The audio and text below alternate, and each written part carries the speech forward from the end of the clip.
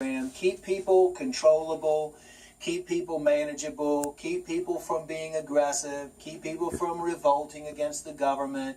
It's the big control factor, and we are overpopulated, and so they're trying to control the population through different methods.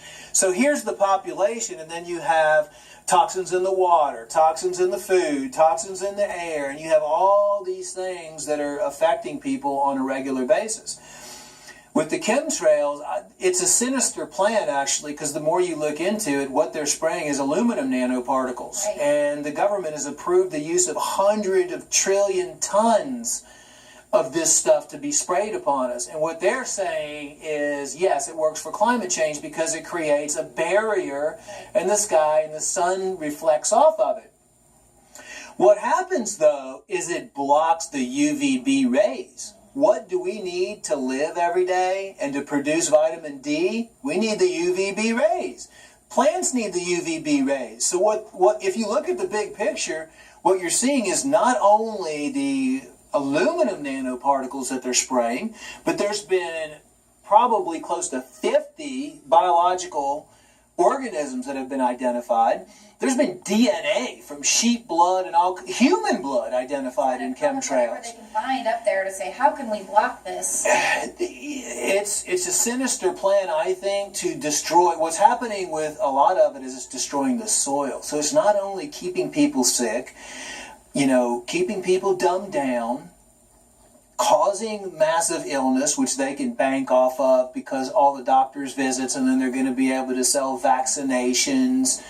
But recent research has shown that some of these organisms that are getting inside your system and some of these metals that accumulate in your system can actually be controlled through cell phone towers and through frequencies. So they can actually, alter what's going on inside your body. And if you look into the history of setting up all these cell phone systems and you look into the history of HAARP technology controlling the weather, to me, that's so scary when you look at frequencies because you can't see it, feel it, hear it, taste it, nothing. It's towers everywhere and really not, what are they going to? There's always that low-level hum going on.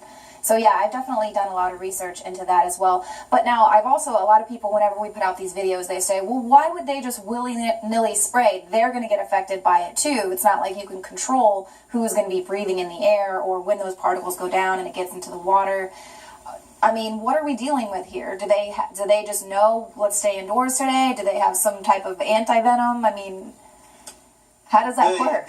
There's very, very, very few of the elite, Club of Rome, Illuminati individuals that know about these things, and they do have anti-serums and all that stuff available. As far as, senators, legislators, those guys are so low on the totem pole, they're just puppets. They don't really care about them. I mean, really, they just care about the unique group of the individuals that are trying to control and depopulate and implement the eugenics programs and stuff like that. So, yeah, a lot of we've looked into the reason why there's not a lot of chemtrail spraying in the Houston area, and people say, well, that's because Bush family lives there and stuff like that. So I think in some of the areas where you do have high level globalists, you're not going to see those cities being heavily sprayed. So there's a lot of different factors that go into that, but